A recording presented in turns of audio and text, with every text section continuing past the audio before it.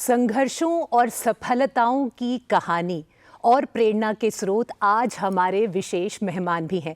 एक ऐसे गीतकार जिन्होंने कुछ ऐसे गीत लिखे हैं अपने कलम से कि वो न केवल उनके संघर्षों को दिखाते हैं, साथ ही हमें सोचने पर मजबूर भी कर देते हैं और दिल की उस गहराई को छूते हैं जो छूना वैसे आम लोगों के लिए बहुत ही कठिन है। बिल्कुल सही बात है। इनकी कलम से हमें कई यादगार गीत मिले हैं जो इस समय पर हमारी जिंदगी का हिस्सा बन गए हैं, क्योंकि उनमें भावनाओं की गहराई और जीवन की सच्चाई बसी हुई है। फिर चाहे वो बाजीराव मस्तानी का आयत हो या आज इबादत रूबरू हो गई हो। हीरा मंडी के आज़ादी की बात करें या फिर पद्मावत के गीतों की बात करें, बिनते दिल की बात करें या फिर हम बात करें, ऐसे बहुत से गीतों की जिन्होंने हमारे दिलों को छुआ है। ऐसे ही मेहमान आज हमारे साथ हैं जिन्होंने इन गीतों को लिखा है और ये जो गीत हैं हमारे जीवन का एक अभिन्न हिस्सा सा बन गए हैं। ऋचा, तो चलिए स्वागत करते हैं हमारे आज के मेहमान का। जी हाँ, बात करते हैं AM तुराज जी से।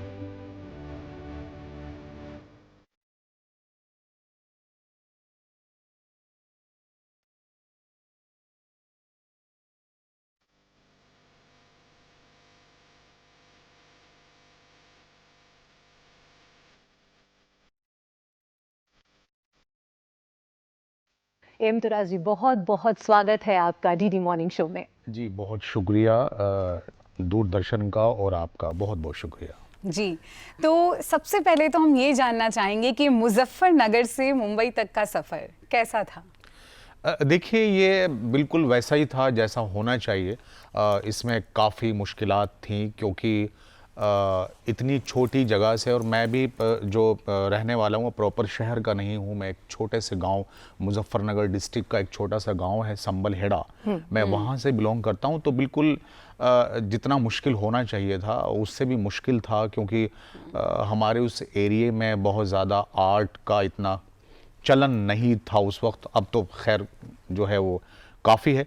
और मुंबई, चूँकि देखिए मैं हमेशा ये बात कहता हूँ कि जो फिल्म इंडस्ट्री है हमारी, वो कोई छोटी चीज़ नहीं है। वो हमारे इतने बड़े देश को जो है वो रिप्रेजेंट करती है और वो बहुत बड़ा प्लेटफॉर्म है। तो उस तक जो है पहुँचने के लिए और वहाँ अपना लोहा मनवाने के लिए जो है वो काफ़ी मुश्किलात का सामना करना होता है और करना चाहिए, ताकि हम इतने बड़े देश को रिप्रेजेंट करने के लिए तैयार हो सकें। जी, आमतौर पर जो पहला ब्रेक होता है वो बहुत मुश्किल से मिलता है, तो आपको अपना पहला ब्रेक कैसा मिला? कुड़ियों का ज़माना ही पहला वो मूवी थी जिसमें आपने लिखा, या उससे पहले भी और बहुत काम कर चुके? नहीं, उससे पहले देखिए मैं 2002 में लगभग गया था लास्ट में। तो शुरू में तो मुझे पता ही नहीं था कि कहाँ फिल्म इंडस्ट्री है, ना कोई दोस्त था, ना कोई रिश्तेदार था, ना कोई गॉडफादर था, तो कोई था ही नहीं। और मैं पहली बार मुंबई गया था तो मुझे भी कुछ ज़्यादा पता नहीं था। तो मुझे फिल्म इंडस्ट्री, ऐसे तो ये सफ़र बहुत तवील है, बहुत लंबी गुफ्तगू इस पर हो सकती है, लेकिन मैं बहुत इन शॉर्ट इसको बताता हूँ कि मुझे तकरीबन 1 साल तो ये ढूंढने में लग गया कि फिल्म इंडस्ट्री कहाँ होती है। वरना मैं तो जब उतरा ट्रेन से तो मुझे लगा कि जैसे मैं उतरा और मैं बाहर निकला तो मुझे लगा मैं हर आदमी यहाँ जो चल रहा है, घूम रहा है, वो फिल्म इंडस्ट्री से कुछ जो है उसका लेना देना है। लेकिन ऐसा कुछ भी नहीं था। तो मुझे वो ऑफिसेज ढूंढने में और फिल्म इंडस्ट्री कहाँ है वो ढूंढने में तकरीबन 1 साल लग गया। और उसके बाद फिर मुझे टीवी में काम मिला। मैंने DD1 के लिए काफ़ी लिखा है और फिर ETV उर्दू के लिए मैंने काफ़ी लिखा। उन दिनों नया नया चैनल जो है वो लॉन्च हुआ था। और उसके बाद मैंने और भी चैनल्स के लिए काम किया। तो मैंने स्क्रिप्टिंग शुरू की, स्क्रीन प्ले और डायलॉग्स में लिखता था। वो करते करते 2005 में मुझे ये पहली फिल्म मिली जिसका नाम था कुड़ियों का है ज़माना। और उसके बाद फिर कहानी, मुझे लगा कि इसके बाद तो फिल्मों की लाइन लग जाएगी। और मैंने वो टीवी राइटिंग छोड़ दी क्योंकि उसमें बहुत लिखना पड़ता था। बहुत मुश्किल काम था वो। और उन दिनों मेरे पास लैपटॉप वगैरह नहीं था, तो मैं हाथ से लिखता था और बहुत मुश्किल होती थी। 8 घंटे मुझे एक एपिसोड को लिखने में लगते थे, क्योंकि मैं उस वक्त राइटिंग सीख भी रहा था और लिख भी रहा था। क्योंकि यहाँ से जो मैं तैयारी करके गया था वो मैं गाने ही लिखता था, और मुझे ये सोच के गया था मैं गाने ही लिखूंगा, लेकिन गानों का काम नहीं मिला। और फिर जैसे ही वो पिक्चर मिली उसके बाद मुझे लगा कि लाइन लगेगी, लेकिन ऐसा कुछ हुआ नहीं। फिर वापस एक स्ट्रगल जो है वो शुरू हुआ। उसके पहले भी था, लेकिन टीवी से थोड़ा पैसा मिलने लगा था। उसके बाद फिर फिल्म के बाद फिल्म नहीं मिली। कुछ फिल्में मिलती गई छोटी मोटी, और आखिरकार 2009 में मुझे वो फिल्म मिली जिसकी मुझे तलाश थी, और वो फिल्म थी गुजारिश, संजय लीला भंसाली जी की। बिल्कुल। यहाँ मैं उनको थैंक्स करना चाहूँगा। उसके बाद उन्होंने मुझे बार बार जो है वो ब्रेक दिए। तो इन संघर्षों और सफलता की जो आपकी कहानी है, इस पर कुछ लिखा है आपने, कुछ अगर आप हमारे दर्शकों के साथ साझा करना चाहें? जी हाँ, बिल्कुल।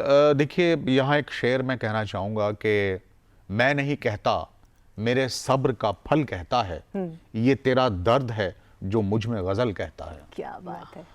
तो यही कहना चाहूँगा। हालांकि इस पे बहुत कुछ कहा जा सकता है, लेकिन उस फिल्म का एक गाना था जिसकी वजह से मुझे रातों रात फिल्म इंडस्ट्री में जो है वो एप्रिशिएशन मिला, और सबने मुझे अप्रिशिएट किया, बुलाया, बात की, फिल्में दी।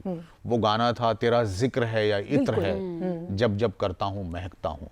तो उस गाने की वजह से ही एक्चुअली देखा जाए तो मेरा कैरियर थोड़ा गीतकारी में आगे बढ़ा। देखा जाए तो संजय लीला भंसाली जी के साथ आपका बड़ा ही अच्छा रिश्ता रहा है, चाहे वो गुजारिश की बात हो, बाजीराव मस्तानी की बात करें, या पद्मावत, और इवन अभी हीरा मंडी की बात पहले हमने एक फिल्म और की थी, गंगूबाई। अच्छा, गंगूबाई, हाँ बिल्कुल, कैसे भूल सकते हैं। संजय लीला भंसाली जी से आपकी मुलाकात कैसे हुई पहली बार? उनसे मुलाकात मेरी इस्माइल दरबार जी ने कराई थी। क्योंकि मैं जो वो फिल्म की थी, मेरी जो पहली फिल्म थी कुड़ियों का जमाना, उसमें एक बार इस्माइल दरबार जी के एक भाई और एक उनके कजन, वो इस फिल्म का म्यूजिक कर रहे थे, और मैं उनको कहीं मिला था, तो उन्होंने मुझे वो फिल्म में ब्रेक दिया। और जब हम उसका काम कर रहे थे तो वहाँ इस्माइल जी आते थे, उनका क्योंकि भाई जो है वो म्यूजिक कर रहे थे, तो वो गाने सुनने आते थे, तो उनको वहाँ राइटिंग अच्छी लगी। और उसके बाद उन्होंने मुझसे एक दिन कहा कि मेरे लिए कुछ लिखोगे? हाँ। मैंने कहा जी बिल्कुल लिखूंगा। और फिर उनके साथ मैंने एक दो काम किए। इसी बीच में उन्होंने कुछ गाने मेरे कंपोज किए, और फिर वो क्योंकि संजय जी से उनकी अच्छी खासी दोस्ती है, और वो बहुत सारा काम उन्होंने साथ में किया, तो उन्होंने एक दिन मेरे गाने उनको सुनाए, तो उनको राइटिंग बहुत अच्छी लगी। और ये बात है 2007 की, जब संजय जी सांवरिया बना रहे थे, तो उन्होंने मुझे बुलाया सांवरिया के लिए, और हमारी काफ़ी 2-4 मीटिंग्स भी हुई हैं, सिटिंग्स भी हुई हैं, लेकिन कुछ हमारी बात बनी नहीं। किन्हीं वजहों से मैं वो सांवरिया नहीं कर पाया, और फाइनली उन्होंने फिर मुझे 2009 में बुलाया, लास्ट में 2009 के, जब वो गुजारिश बना रहे थे। जी, और अब हाल में हीरा मंडी, इसके एक कुछ गीत के हमारे पास अंश हैं, मिलकर सुनते हैं अपने दर्शकों के साथ। प्लीज।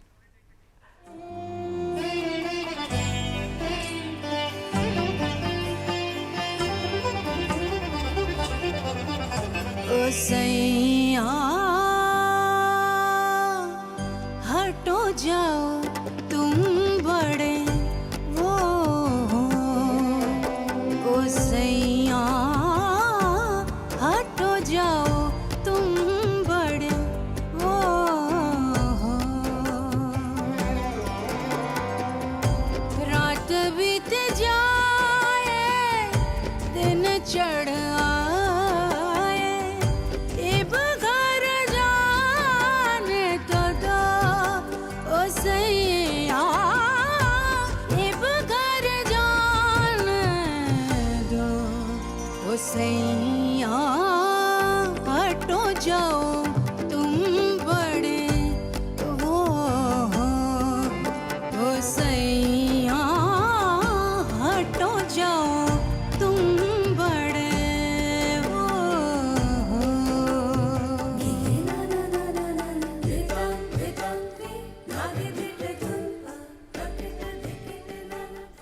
क्या बात है।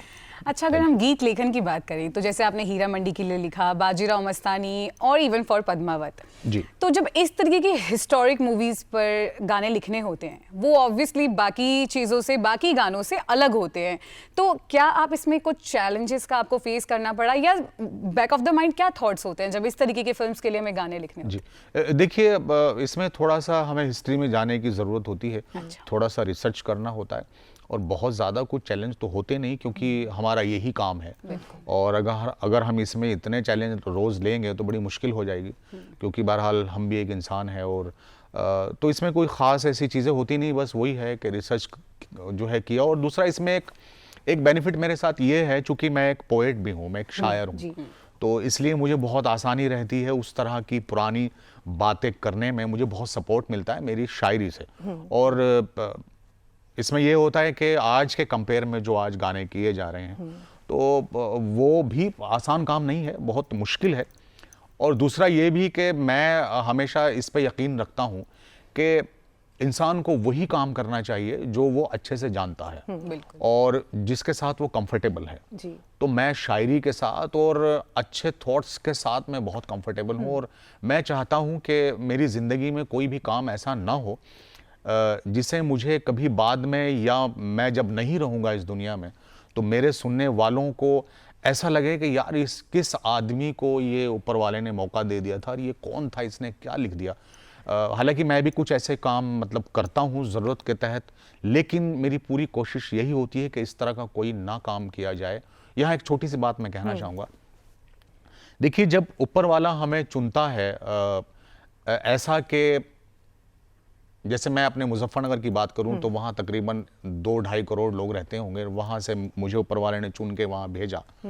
तो ये बात अब हर आर्टिस्ट की यही बात है, जो लोगों के आइडल्स होते हैं, जो लोग चुने हुए लोग होते हैं, मैं उनके पॉइंट ऑफ व्यू से बात कर रहा हूँ कि उनको ऊपर वाला चुनता है, तो उन्हें ख्याल रखना चाहिए कि बात चुनने के बाद सिर्फ उनकी बात नहीं है कि मैं एम तुराज हूं तो मेरी इज्जत रह जाए या मेरा कुछ ये हो जाए, मेरा वो ना, ये उसकी बात नहीं है। ये ऊपर वाले के उस चुनाव की बात है जो उसने लाखों करोड़ों लोगों में हमारा किया है। तो उसके चुनाव को डेंट नहीं लगना चाहिए। भले ही हमारी पर्सनल जिंदगी पे कोई भी डेंट लग जाए, लेकिन उसके चुनाव पे नहीं लगना चाहिए, वरना तो कल लोग यही कहेंगे कि यार किस आदमी को चुन लिया। तो मेरी कोशिश यही होती है कि जब तक आप कामयाब नहीं हैं तब तक आपको जो करना है कीजिए, जायज है। लेकिन उसके बाद जब आपको किसी तरह की कोई ना काम की प्रॉब्लम है, ना पैसे की प्रॉब्लम है, कोई प्रॉब्लम है ही नहीं, तो फिर आपको मेरे ख्याल से किसी भी आर्टिस्ट को इंडस्ट्री के, चाहे वो एक्टर हो, चाहे वो डायरेक्टर हो, चाहे वो राइटर हो, चाहे वो प्रोड्यूसर हो, उसको ऐसा कोई भी काम मेरे ख्याल से, ये मेरा मानना है, नहीं करना चाहिए जिससे हमारे समाज को या हमारे सिस्टम को या हमारी सोसाइटी को या हमारी सभ्यता को कोई डेंट लगता हो, जी। या हमारे खास तौर से हमारे लिटरेचर को या हमारे कल्चर को। तो मेरा बस, मैं इसका ख्याल रखता हूँ, यही है। इस वक्त आपके मन में जो भी शेर आ रहा है वो हम सुनना चाहेंगे। जी देखिए, मैं इसके हवाले से यही कहना चाहूँगा कि अक्सर जो है वो ऐसा कहा जाता है कि जो पोएट होते हैं, शायर होते हैं, राइटर होते हैं या आर्टिस्ट होते हैं, वो बहुत ही सैड बातें करते हैं और बहुत सीरियस होते हैं। हाँ। तो उस तरह उसके हवाले से मैं ये एक शेर कहना चाहूँगा, चूँकि हमारा ये काम है। और देखिए, सैडनेस की अगर हम बात करें तो ये जो हमारी जो ज़िंदगी है, ये कोई समतल मैदान नहीं है। हाँ। ये एक चटियल मैदान है, यहाँ पे हर कदम पे उतार चढ़ाव। और ये सिर्फ आर्टिस्ट की बात नहीं कर रहा हूँ, हर आम आदमी की ज़िंदगी में। से यहाँ आप स्टूडियो में काम करते हैं, तो यहाँ भी सुबह से शाम तक जब आप काम करते हैं तो दुनिया भर की चीज़ें ऊपर नीचे होती हैं। तो उसमें आप कहीं हर्ट भी होते हैं, कहीं दुखी भी होते हैं, कहीं मेरे ख्याल से अगर 25 बार आप हर्ट और दुखी होते हैं तो कहीं जाके एक बार आप सुखी होते हैं जी। और आपको अच्छा लगता है। तो बहुत बड़ा पार्ट है हमारी जिंदगी में सैडनेस का और सीरियस होने का। तो उसके हवाले से, और हमारा चूंकि काम ही है, तो उसके हवाले से मैं एक यहाँ शेर पढ़ूंगा कि आप हंस सकते हैं क्योंकि आप मनमानी में हैं। आप हंस सकते हैं क्योंकि आप मनमानी में हैं। हम हैं आंसू, हम किसी के गम की निगरानी में हैं। क्या बात है। हम हैं आंसू, हम किसी के गम की निगरानी में हैं। और इसके बाद एक शेर और के, बह रहा है सब्र का दरिया जो आंखों से तुराज, एक मुद्दत से प्यासे हम इसी पानी में हैं। वाह Thank वाह you. वाह, बहुत खूब।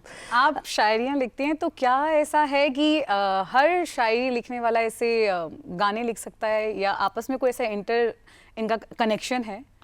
जी बिल्कुल, शायरी लिखने वाला गाने बिल्कुल बहुत अच्छे गाने लिख सकता है, लेकिन मैं यहाँ कहना चाहूँगा कि शायरी लिखना एक अलग क्राफ्ट है और गीतकारी एक बिल्कुल अलग है, क्राफ्ट है। क्योंकि गाने फिल्म के लिए होते हैं और यहाँ बहुत सारी बंदिशें होती हैं। हालांकि शायरी में बहुत सारी जो है वो पैरामीटर्स होते हैं, लेकिन उसमें क्या है कि आप आज़ाद हैं। अपना ख्याल आपने लिखा और किसी भी कवि सम्मेलन में या किसी भी प्रोग्राम में आपने आज़ादी के साथ, जैसा आपने मुझे कहा, मैंने जो मुझे अच्छा लगा मैंने पढ़ दिया, लेकिन फिल्मों में ऐसा नहीं है। वहाँ पे एक स्क्रीन प्ले होता है, आप उसका हिस्सा होते हैं, और वहाँ और 99% अब तो ऐसा होता है कि गाने धुन पे लिखे जाते हैं, तो बहुत मुश्किल काम है। तो आपको धुन भी मेंटेन करनी है, उसका एक साउंड भी मेंटेन करना है, आपको सिचुएशन भी मेंटेन करनी है, और आपको कभी कभी डायरेक्टर प्रोड्यूसर की ईगो भी पैसिफाई करनी होती है, क्योंकि उनका ऐसा रहता है कि सभी का होता है कि मुझे ये वर्ड पसंद नहीं है, मुझे ये लाइन पसंद नहीं है। बिल्कुल, इसी बात से एक सवाल मेरे मन में आता है बिंतिल, अगर हम इसकी बात करें तो बहुत इसमें क्लिष्ट आपको अरबी की, फारसी की वोकैबुलरी मिलेगी जो कि आम लोगों को लगता है कि हमें समझ नहीं आया, लेकिन वो इतना बड़ा हिट था। मुझे ऐसा लगता है कि जो शब्दों का आपने चयन किया है इसमें, भले ही हम उसके अर्थ को एकदम से समझ न पाए जब तक थोड़ा सा रिसर्च करें, लेकिन उन शब्दों का जो प्रहार है, उसका जो वजन है, वो मुझे लगता है इस गीत में चार चांद लगाता है। Actually. तो उसको कैसे, वो जो साउंड है उसको कैसे आप मैनिपुलेट करते हैं एज अ गीतकार अपने शब्दों में जिनका आप चयन करते हैं? देखिए, फिर यहाँ मैं यही कहूंगा कि सिचुएशन बहुत मायने रखती है इस तरह की अलग बातें कराने के लिए। और जैसा कि इसमें ये जब गाना मैं लिख रहा था, संजय ने मुझे बताया कि ऐसे ऐसे कैरेक्टर है जो अफगान से या बाहर से लाया गया है, तो वो यहाँ आके वो जो यहाँ उस वक्त वो खिलजी था तो उससे प्यार करने लगता है और बहुत ज़्यादा उसके साथ इन्वॉल्व हो जाता है। तो मैंने यही सोचा कि ये कैरेक्टर बाहर से आया है, अब ये यहाँ की ज़बान तो ये बोलेगा नहीं, और ये अगर बोलेगा भी तो एक्चुअली होता क्या है कि जब हम दुनिया की कोई भी ज़बान सीख लें और हम बाहर जाके काम करें, लेकिन जब हम बहुत गुस्से में होते हैं या बहुत प्यार में होते हैं, तो हम अंदर से जो हमारी मिट्टी है या जो हमारा कल्चर है, हम उसी में सोचते हैं, भले ही बाहर से हम किसी भी ज़बान में उसको एक्सप्रेस करें। सही बात है।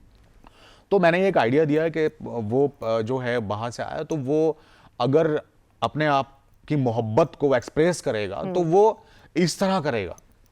और फिर मैंने गाना लिख दिया। लिखने के बाद में यही हुआ कि 3 दिन के बाद संजय ने फिर कहा कि नहीं यार, ये गाना बहुत मुश्किल है और तुमने जो इसके मीनिंग बताए थे वो हम भूल भी गए हैं, तो ये किस किस को हम मीनिंग बताएंगे। तो मैंने उनसे यही कहा कि सर इसका साउंड बहुत अच्छा लग रहा है। उनको भी इसका साउंड बहुत पसंद था। वो भी यही कह रहे थे कि यार साउंड गाने का जो टोटलिटी में कानों को सुनने को मिल रहा है वो कुछ नया है। और अरिजीत ने बहुत खूबसूरत गाया और संजय ने धुन बहुत खूबसूरत बनाई। तो वो यही हुआ कि वो साउंड बहुत अच्छा लग रहा था। इस पे हम सब जो है वो एक प्लेटफॉर्म पे आ गए, कन्विंस हो गए कि भाई नहीं, इसको रखते हैं। और फिर ये हुआ कि वो हम सब की लाज रह गई। वो गाना जो है वो इतना चला कि संजय जी को उस पे जो है उस गाने पे नेशनल अवार्ड मिला, और अरिजीत सिंह को पहला नेशनल अवार्ड जो मिला है वो उसी गाने पे मिला है आज तक। और हमारी एक कोरियोग्राफर भी हैं जिनका नाम है कृति महेश, तो उसको भी इस गाने पे जो है वो कोरियोग्राफर नेशनल अवार्ड मिला। मुझे नहीं मिला, ये अलग बात है। तो वो गाना कामयाब हुआ और भी बहुत सारे अवार्ड मिले संजय जी को। इस पे फिल्म फेयर भी मिला उनको। तो ये इसकी हिस्ट्री है। आपकी सभी गीतों में हमें एक अलग फ्रेग्रेंस देखने को मिलता है, चाहे हम बिन्ते दिल की बात करें या फिर हम उड़ी की बात करें, या फिर कोई भी गीत, अगर हम हीरा मंडी की बात करें तो आज़ादी की बात करें, बिल्कुल एक नया फ्रेग्रेंस देखने को मिलता है। तो इतने सारे आप एक्सपेरिमेंट्स ऑलरेडी कर चुके हैं, लेकिन एक गीतकार के तौर पे आपको लगता है कि कुछ अभी बाकी है जो मुझे करना है, जो आपके दिल की चाह हो कि इस तरह का एक गीत लिखना है? जी हाँ, बिल्कुल। अभी तो मैंने वो काम किया ही नहीं जिसके लिए मुझे खुदा ने बनाया है। और मुझे अभी बहुत सारे और काम करने हैं। ये तो एक यूं कह लीजिए एक ट्रेलर है, और पिक्चर अभी बाकी है मेरे दोस्त। पिक्चर भी बाकी है।